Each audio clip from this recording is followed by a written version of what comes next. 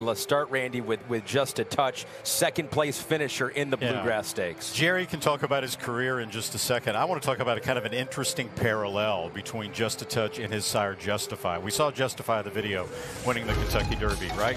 Well, okay, I guess we'll do the Bluegrass Stakes. Go ahead, Jerry. Okay, this horse was a buzz horse before he ever ran. He breaks his maiden first time out, then runs second to Gotham. This is his last race, the third race of his career.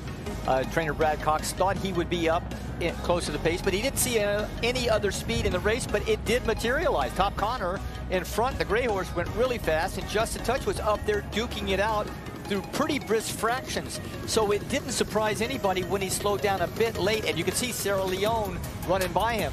But I think the tactics might change a little bit in the Kentucky Derby. He won't get as involved early on, which might leave him a little bit left for later. All right, now, the comparisons between the sire Justify and Just a Touch, right? Justify began his racing career in California, Feb 18, 2018. He had a huge reputation. He was the 1-2 favorite in his very first start. Comes into the to the Kentucky Derby to Churchill Downs. The whole talk, no horse had ever won the Derby without running as a 2-year-old since 1882. The Curse of Apollo. You remember that, right? Justify wins the Kentucky Derby.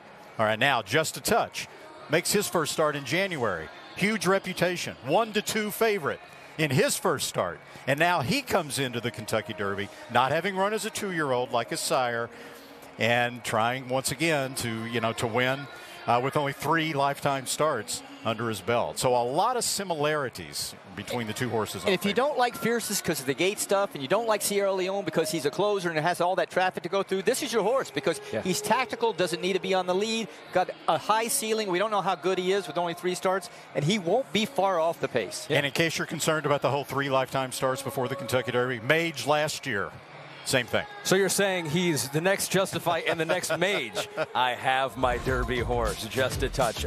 Here it all is for Just a Touch and Mage. The lineage there, neither race as a 2-year-old, both winning their career debuts. So if there's similarities between Mage, last year's Kentucky Derby winner, and a Triple Crown winner, I do think I'm kind of sold, but I still want to go through the rest of the field as well. As I mentioned, Brad Cox has a couple here. He is the Louisville native, 2 in the field. Catching Freedom is the other, who won the Louisiana Derby. Impressive fashion, came from last to win, lock up a spot in the Derby right now. Catching Freedom currently odds of 8-1.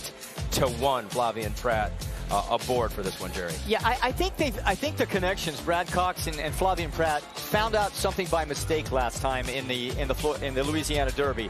He's been running well all spring. He won the Smarty Jones, and then he was 3rd in the Risen Start to Sierra Leone. But in the Louisiana Derby, he broke slowly. He didn't get away from the gate very well.